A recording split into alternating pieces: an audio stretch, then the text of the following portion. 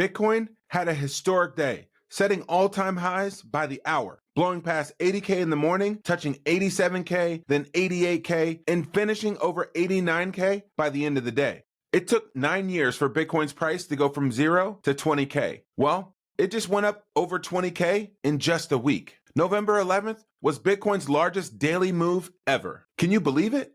Peter Schiff can't. He's still claiming Bitcoin is the largest Ponzi scheme ever. He was also saying that 11 years ago when Bitcoin was $300 per coin. Remember when Dave Ramsey said that Bitcoin is a great way to turn $1 million to zero? It's a really good way to turn $1 million into nothing. Or when Peter Zeihan said it was worth less than zero? What's Bitcoin at? 16,000? It has another 17,000 to go down. Well, it looks like it's now being priced accordingly. Regardless of whether you were a skeptic before, you should take Bitcoin seriously now. Today, I'm going to answer the text that I get like, why is Bitcoin's price going higher today? And where do you think it's going from here? I won't bury the lead. It's not just a Trump trade. It's going up forever, Laura. Forever. Right. Are you ready?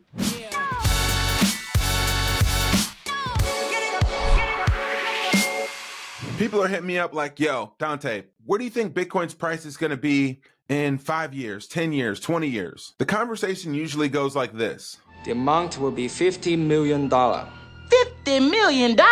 If you're not as bullish as me, then just listen to Michael Saylor. You buy Bitcoin, you hold it for more than 4 years, Joe. That's my advice to everybody. For anyone, buy it and hold it for more than 4 years. And then you think eventually it takes how much, let's say it is digital gold, what percentage of gold's market cap does it finally? Bitcoin's 0.1% of the capital in the world right now. I think it's going to go to 7% of the capital. 7%? My long-term forecast is it's going to go to 13 million over 21 years. Whether it's 50 million or $13 million a coin, whatever price you say will shatter people's brains because they don't understand what Bitcoin truly is. They laugh at you at first, and then they ridicule you. And then a few months or a few years later, they come back and say that you were right all along.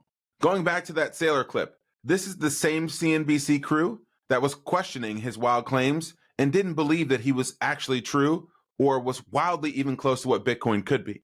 Just looking at MicroStrategy and thinking about, it's 50 billion now, but thinking about Michael Saylor and all along what his viewpoint has been and how he wasn't shy at all about it. And he almost in real life has laser eyes, almost in real life. But the stackers and the hodlers, they must be, at this point, anyone who has been stacking or hodling is on top of the world. People think that Bitcoin is competing with other technology stocks, but it isn't. Bitcoin is competing as global money and the global store of wealth. Yesterday, Bitcoin became the 8th largest asset in the world, surpassing silver, which is 4,000 years old, and it did it in just 16 years. Speaking of silver, and a stunning example of the internet always keeping receipts, on Twitter, a random woman named Susan said that she exchanged her 1 Bitcoin for 1,000 silver coins in 2020. Guess that trade didn't work out too well from her. But back to Bitcoin becoming the global money or the global store of wealth. Bitcoin is coming for gold next, which has an $18 or $19 trillion market cap. After being a long-term skeptic, Larry Fink, the CEO of BlackRock, said that Bitcoin is digital gold. It's legitimate, it's an international asset, and it will become the global store of value moving forward. It's digitizing gold in many ways. Instead of investing in gold as a hedge against inflation, a hedge against the onerous problems of any one country or the devaluation of your currency, whatever country you're in, let's be clear, Bitcoin is an international asset. It's not based on any one currency. And so it can represent an asset that people can play as an alternative. I would call the foundation of BlackRock is about hope. You invest for retirement because you believe tomorrow is better than today. And he was right.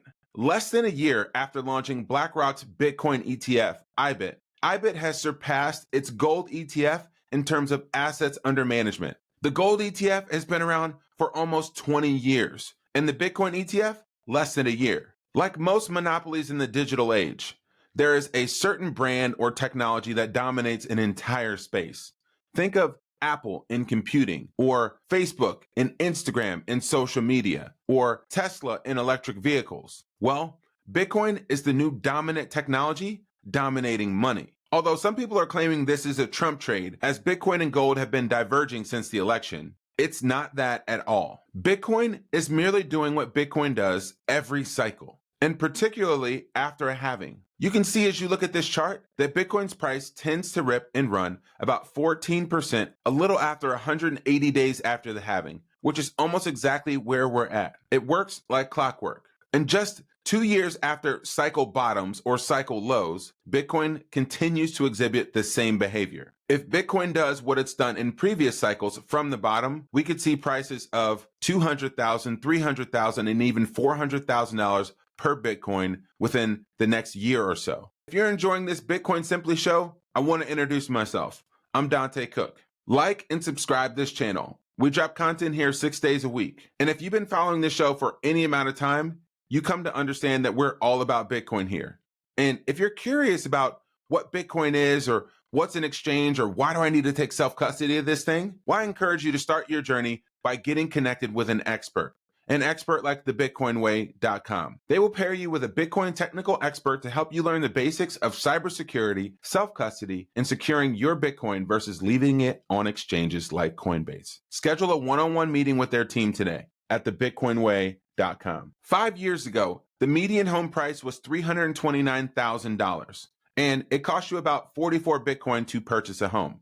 Today, the median home price is $434,000, and it costs you less than 5 Bitcoin to purchase a home. Save in Bitcoin, afford a home. This is why Natalie Brunell says that Bitcoin is the purest expression of the American dream. So, Natalie, you know what I thought was intriguing is you look at the places where Trump outperformed with young men 18 to 29, 42% are in crypto. Black Americans, 23% are in crypto, 21% of Hispanics. These are people who are finding a different way of saying, hey, I think I can get a piece of the American dream, but it's got to be something non-traditional. You knew about this and talked about it a long time ago. That's right, Charles. Well, you know, Bitcoin is really the purest expression of the American dream of freedom and self-determination. And Bitcoin is a financial system that was created by the people for the people. It wasn't funded by big corporations or venture capital or government and special interest groups. It grew from the ground up entirely organically. And how often do we see something like that? I mean, Bitcoin offers this entirely new vision where we can truly own our wealth, and it really transcends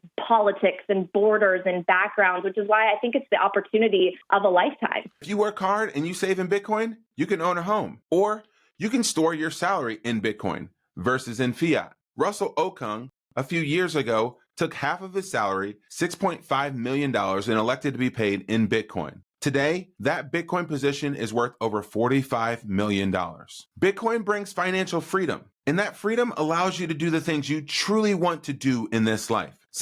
The last 3 or 4 years, I've been on a 1-year deal. I can go back and playing ball. Like, yeah, I'm jumping over, people again because I got money. I have security. I have financial security. It allows you to play freer. Play free. We all want to fly like Saquon. We all want to fly like an eagle. And Bitcoin gives you the ability to do that. My advice to you today is to take a look at Bitcoin, even if you've been skeptical, like Dave Ramsey or Peter Schiff or Peter Zeihan. You might want to take some time to learn about how our financial system actually works. And so I leave you with this 40-second masterclass from Vladimir Putin on how the United States dollar is created out of thin air, and it absolutely wrecks the global monetary system.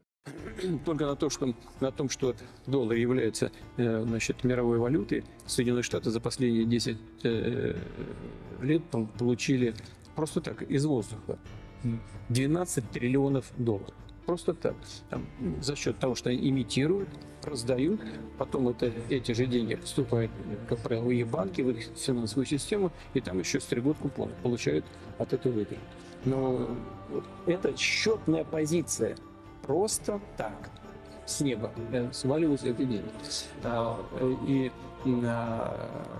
это, конечно, тоже все должны учитывать. We all have to work. And in exchange for our work, we get paid in dollars. We cannot create dollars out of thin air. And every time your government or someone else creates money out of thin air that you have to work for, it devalues all of the work that you put in. And that's why we save in Bitcoin. Life gets cheaper the more that you save in Bitcoin. And although you may consider this last day of an $8,000 gain or $20K in a week to be a fad. This is no fad. This is almost a mathematical certainty. Maybe it's time that you consider Bitcoin and stop laughing off every friend or person who's been recommending it to you for the last several years. And with that, we're signing off for the day.